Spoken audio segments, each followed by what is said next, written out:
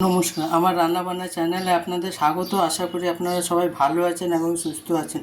আজকের রেসিপি হচ্ছে বাটা মাছ দিয়ে পোস্ত বাটা, সর্ষে বাটা দিয়ে ঝাল। আমি এখানে পোস্ত আর সর্ষে 1 চামচ বেটে রেখেছি, বেটে ভালো করে ছেঁকে রেখেছি। এখানে 2টো কাঁচা লঙ্কা, এখানে ধনে পাতা, এখানে বাটা মাছকে আমি নুন হলুদ ধুয়ে ভালো করে নুন হলুদ মাখিয়ে রেখেছি। এবার চলুন গ্যাসে কড়াটা বসিয়ে দিই। আমি গ্যাসে কড়াটা বসিয়ে দিচ্ছি, এবার তেল দেবো। আপনারা যে যার পরিমাণ মতো তেল দেবেন, আমি বেশি তেল দেব না। এবার তেলটা গরম হয়ে যাক, তারপর আমি মাছটা ভাজবো। আপনারা একবার এইভাবে পোস্ত দিয়ে সর্ষে দিয়ে বাটা মাছের ঝাল করবেন, খেতে বেশ ভালো লাগবে। কোনো আদা রসুন পেঁয়াজ কোনো কিছুই না। তেলটা গরম হচ্ছে, তারপর আমি মাছটা ভেজে নেব। তেলটা গরম হয়ে গেছে, এবার মাছটা দেব।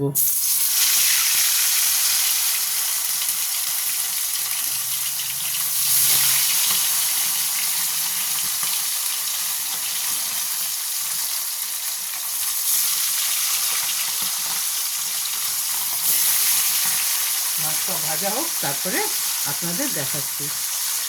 এক পিঠ হয়ে গেছে, এবার আমি ওটাকে উল্টাবো।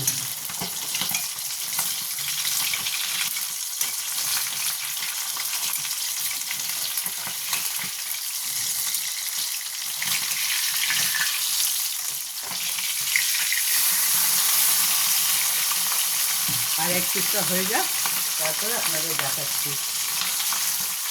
আর এক পিঠটা ভালো মতন হয়ে যাক। এটা রান্না করতে বেশিক্ষণ সময়ও লাগে না। আপনার কোনো জায়গায় যাওয়ার থাকলে আপনি এইভাবে সর্ষে বাটা পোস্ত দিয়ে মাছের ঝাল করে যেতে পারেন। এটাতে খেতেও স্বাদ হয় আর তাড়াতাড়ি হয়ে যায়।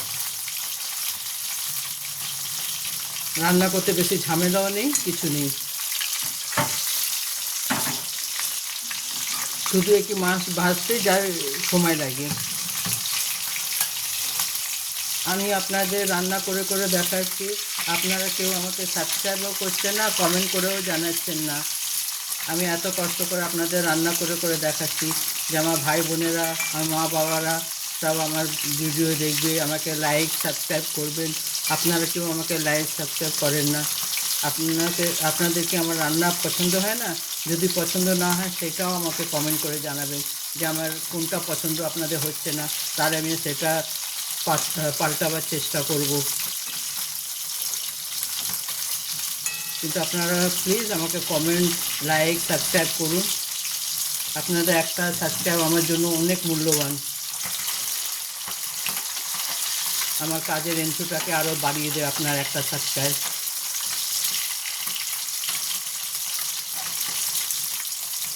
আমি সবে তো নতুন চ্যানেল খুলেছি, আস্তে আস্তে আপনাদের এক একটা রান্না আমি দেখাবো।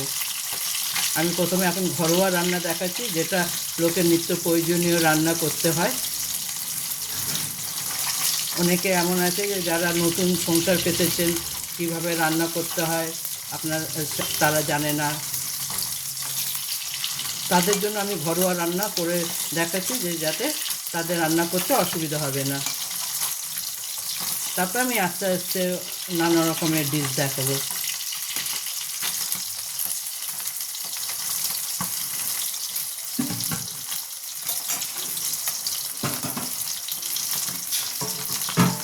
দেখুন আমার মাছ ভাজাটা হয়ে গেছে। এবার আমি এইটাইতে কালো জিরের ফোড়নটা দিয়ে দেবো।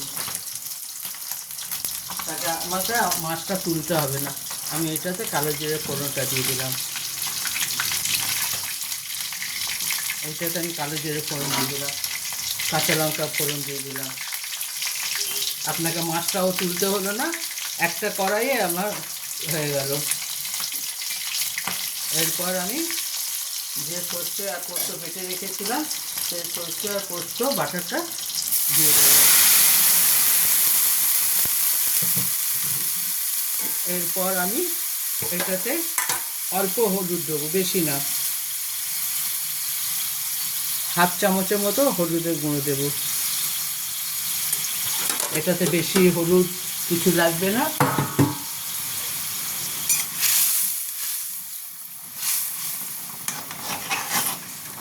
আর রান্নাটাও খুব তাড়াতাড়ি হয়। সেটা একটু ফুটুক, তারপরে আপনাদের দেখাচ্ছি। এরপর এটাতে আমি পরিমাণ মতো নুন দেব। আপনারা যে যা স্বাদ অনুযায়ী নুন দেবেন।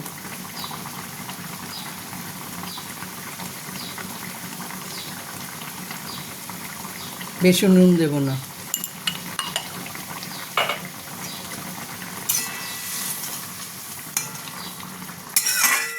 এটা রান্না করতে খুব একটা ঝামেলা নয়, কিছু নয়, একদম সহজ রান্না।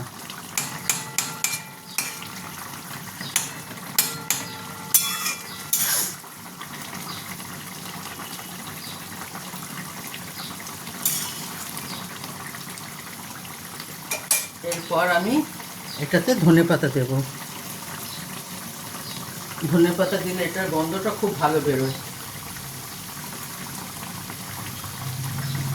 আপনারা চাইলে ধনেপাতা স্কিপ করতে পারেন, কিন্তু একবার ধনেপাতা দিয়ে রান্না করে দেখবেন, এটা খেতে বেশ ভালো হয়। চাইলে নামাবার আগে ওপর থেকে একটু কাঁচা তেল দিয়ে দিতে পারেন, কাঁচা সর্ষের তেল, তাহলে আরও টেস্ট লাগবে।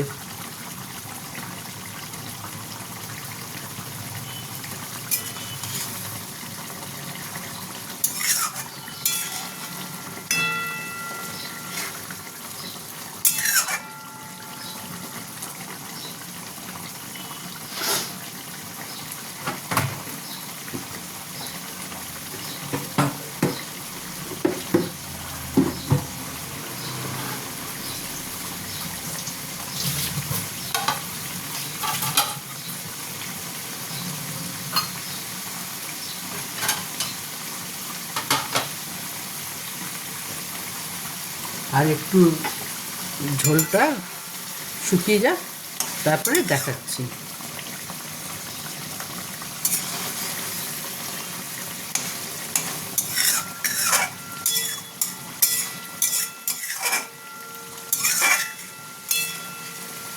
আমার একেবারে বাটা মাছের সর্ষে বাটা দিয়ে ঝাল একেবারে রেডি। এবার আমি এটা নামিয়ে নেব। দেখুন, আমার বাটা মাছে পোস্ত দিয়ে সর্ষে দিয়ে ঝাল রেডি। আপনারা একবার এইভাবে বানিয়ে দেখবেন, কেমন লাগে আমাকে কমেন্ট করে অবশ্যই জানাবেন। আমার রান্না বান্না চ্যানেল মাই স্টাইল দেখার জন্য আপনাদের ধন্যবাদ। আপনারা এইভাবে আমার সঙ্গে থাকবেন, আমাকে সাপোর্ট করবেন, সাবস্ক্রাইব করবেন। আর ভগবানের কাছে প্রার্থনা করে আপনারা সবাই সুস্থ এবং ভালো থাকুন। আর এইভাবে আমার চ্যানেলটা দেখবেন। থ্যাংক ইউ আমার চ্যানেলটা দেখার জন্য।